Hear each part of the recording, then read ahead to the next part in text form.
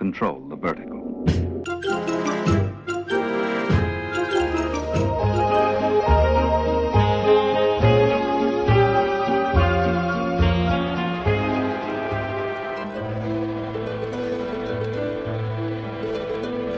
Welcome to Anthologic, the TV anthology podcast. I am your host, Mark. Anthologic is a podcast dedicated to exploring the good, the bad, and the odd of horror, science fiction, and the best of mystery suspense anthology shows and series on TV.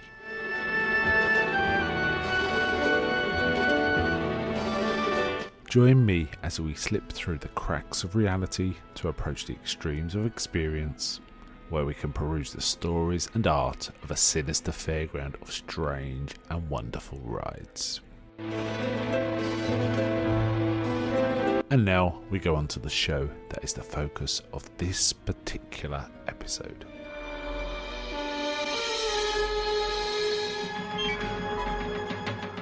Welcome to this episode of Anthologic with your host Mark. Today I'll be covering a fairly well-known horror anthology series, Masters of Horror. I've been meaning to get to this one for a while, but it hasn't come around. However, weirdly enough, in episode 4 of Anthologic, I did cover a kind of a sequel series to it, which is called Fear Itself. There was a number of people involved in both. The main sort of creative force in both was Mick Garris. He created the series Fear Itself, and as I say, I covered it in episode 4. That episode was season 1, episode 1, called The Sacrifice. Pretty good show. I really, really liked it, and tonally it feels quite similar to this offering as well. Anyway, let's get back to Masters of Horror. So, this series was developed by Mick Garris, apparently it all arose because he had a dinner party, or there was a dinner at a restaurant in California, and he invited people like John Carpenter, Larry Cohen, Don Coscarelli, Joe Dante, Guillermo del Toro, Stuart Gordon, Toby Hooper, John Landis, and Bill Malone. And the idea came up that they kind of... it didn't come up. A number of dinners ensued, and this came up, and the idea to create this series came up. Now, the idea was that they were going to create a set of mini movies, in effect, 1 hour movies, shot by one of the Masters of Horror, which is what they kind of dubbed the meal. And the first one is this one. This one is called Incident on and Off a Mountain Road. Co-written and directed by Don Coscarelli, based on a short story by a guy called Joe R. Lansdale. So, this first aired October the 28th, 2005. Interestingly, they didn't wait till Halloween. That seems like the obvious cue, but they went a little earlier, October the 28th. Now, this one didn't have many actors in it. There was like four actors, pretty much. There was... I'll describe the story and talk about the actors. We see a woman driving at night. This old lady is played by Brie Turner. Really good performance, I have to say. Her name's Ellen. And she loses control of the car. There's a car in the road. She loses control. She goes to check the other driver, and she finds there's a trail of blood.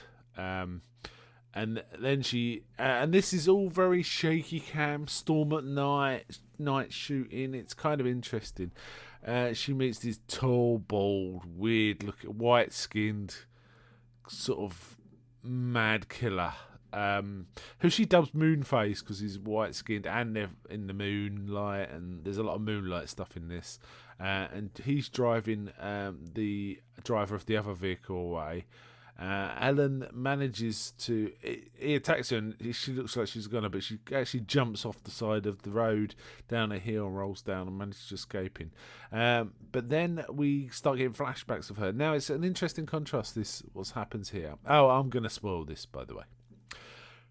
In that, when she's dealing with the crazy serial killer stuff at night in this storm, it's all shaky cam and handheld and stuff like that. But it cuts back to a flashback of her sort of meeting a man and eventually marrying him. And it's kind of sweet. It's kind of got Vaseline tinted lenses, or Vaseline covered lenses.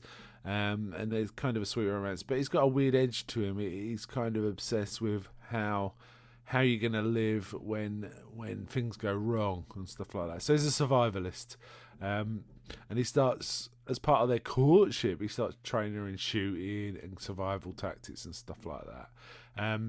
Now this intercuts with her, as we see her learning a skill, she's kind of applying it here to try and beat this weird killer.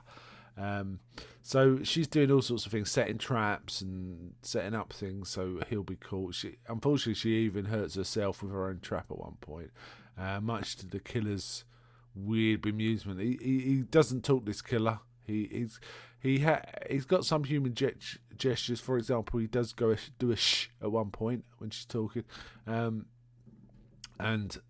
so he's got some agency of some sort other than being a mad killer. He's a Michael Myers type, I guess, or a Leatherface, I guess.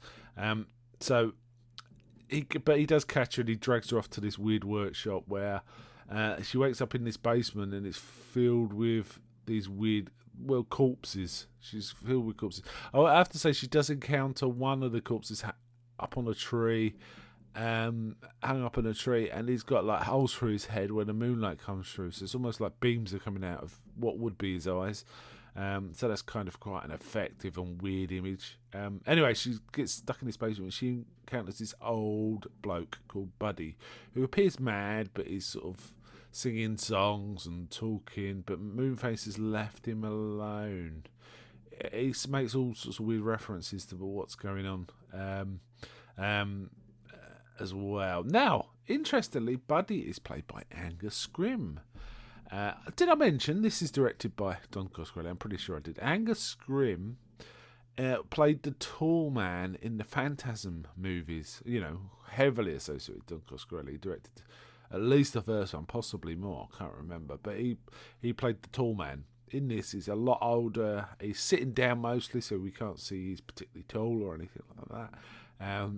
But he does a good turn. This sort of rambling old man, which rambling old men are kind of part of some franchises that cover the same area as this short. For example, that we often get a weird old codger in the Friday the 13th movies, for example. She's tied up. Then the killer comes down, turns on the generator, and all these sirens start sounding. It's really weird and disconcerting. Then we see him put this other woman, on a big table. Now we did see a big wooden stake go through her leg earlier, but she doesn't seem to. I don't know what's happening. It doesn't seem to be a thing. And then he straps her down to a table and then uses a drill in a mechanism, a fixed mechanism, a drill press, and drills out both her eyes, which is kind of grim, obviously. Buddy then makes a note. She's got this thing stuck in her shoulder. She's got a short, weird, stubby knife in her shoulder. She takes it out and she picks her own lock, so she managed to get out. Now, it looked like Buddy was also tied up, but suddenly he stands up and starts shouting that she's got out, and stuff like this, and Moonface comes down, and there's another big fight. But Alan fights him off with a bit of wood. She runs upstairs, and there's another fight, and he gets thrown out of a window, but he's hanging on by a bit of cord, which slowly rips. Ellen watches him go, and she's kind of not mad at this point, but a bit manic. She's kind of, because she's escaped, I guess. She watches him fall, and then she realizes she's escaped him. She finds a gun, I think. Yeah, she finds a gun and she leaves. And then she goes back to her car, and then it starts again. We're getting cross-cutting all the time, and we're seeing the relationships first develop and then deteriorate as her husband gets more obsessed with survivalism, and she tells him she's last scene before this, we see her say, "I can't take any more of this. I'm leaving you." But then it cuts to the next scene. As she's walking back to the car, we see it's taken a much darker turn. He starts tying her up and he rapes her, but she goes bonkers after this, after that horrible thing that happens to her, and manages to get his belt and jump on his back and start strangling with it, and we see her kill her own husband in an earlier flashback.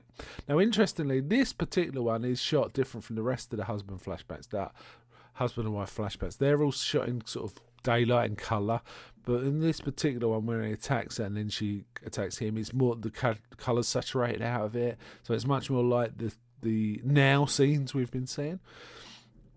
Anyway, she strangles him, and then she gets back to the car and opens the boot, and her dead husband is in the boot of the car. She was taking him somewhere.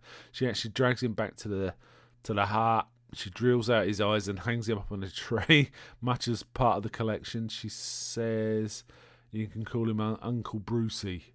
That's his name, yeah, because that's her husband. And then she goes to see Buddy, who sort of, and then points a gun at him, and he's going, "No, no, no." And she does the same gesture that the killer did to her earlier when she was begging. She just goes, "Shh," and then shoots him. And then it ends. So, very weird, twisty tale, this. Really well done. Really enjoyed it. I have seen this one before, but it was a few years ago. But it was nice to be refreshed. It was better than I remembered it. I remember it being pretty good, but a bit cursory. But no, I think this is well developed. The acting's really... Brie Turner as Ellen is particularly good.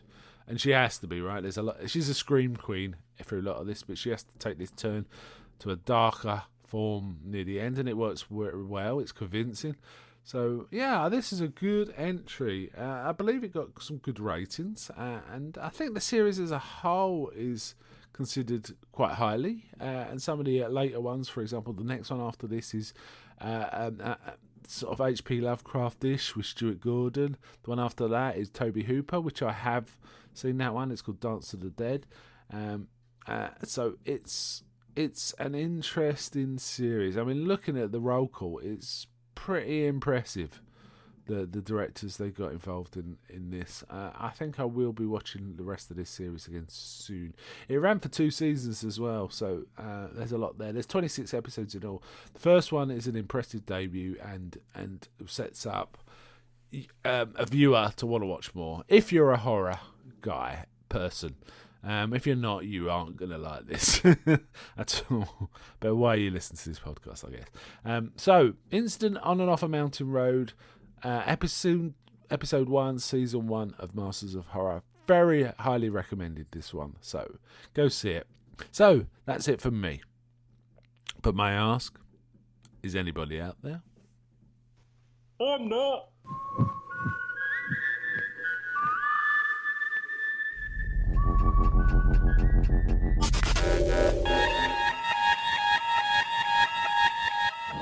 We now return control of your television set to you until next week at this same time, when the control voice will take you to